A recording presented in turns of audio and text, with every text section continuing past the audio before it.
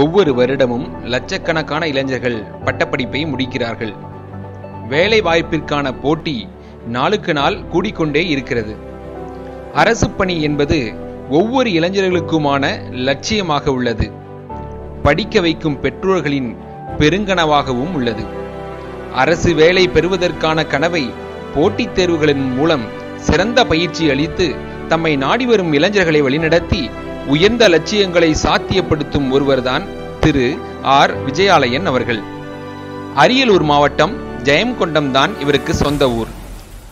ஒரு விவசாயியின் மகனாக பிறந்து விவசாயத்தின் மீது கொண்ட பற்றினால் விவசாயத்தில் இளங்கலை பட்டம் படித்தவர். மேலும் கோவை வேளாண் பல்கலைக்கழகத்தில் முதுகலை பட்டமும் முடித்துள்ளார். டெல்லியில் தங்கி இந்திய ஆட்சி பணிக்காக தன்னை தயார்படுத்தி கொண்டவர். சாதனையாளர்கள் பலரும் தோல்வியிலிருந்து மீண்டவர்கள்தான்.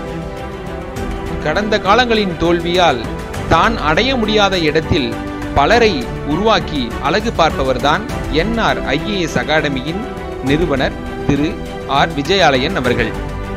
2003ஆம் ஆண்டு வெறும் 50 மாணவர்களை கொண்டு ஆரம்பிக்கப்பட்ட நிறுவனத்தில் இன்று 5 லட்சத்திற்கும் மேற்பட்டவர்கள் படித்திருக்கிறார்கள். தான் IAS ஆக வேண்டும் என்று நினைத்தவர் இன்று 100க்கும் மேற்பட்டவர்களை IAS IPS ஆக உருவாக்கியுள்ளார். இன்று வரை சுமார் 20 ஆண்டுகளில் 22,000த்திற்கும் மேற்பட்ட அரசு ஊழியர்களை உருவாக்கியுள்ளார். ஊக்குவிப்பு பேச்சில் சிறந்தவர். வெற்றி வணக்கம். வெற்றி அவசியமா? நமக்கு வெற்றி பெற்றுதான் ஆகணுமா?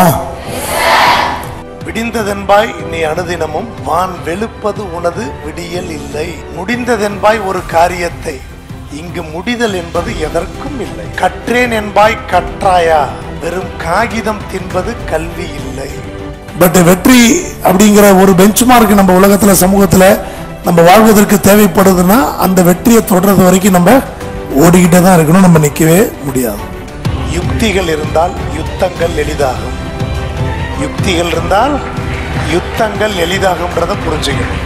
ஆயிரக்கணக்கான இளைஞர்களின் வாழ்வில் மாற்றத்தை ஏற்படுத்திய மாமனிதர், இன்றைய இளைஞர் சக்தியின் நம்பிக்கை கீற்று திரு ஆர் விஜயாலயன் அவர்களை சிறப்பு விருந்தினராக கொண்டதில் பெருமை கொள்கிறது நமது BV மெட்ரிக் மேல்நிலைப்பள்ளி.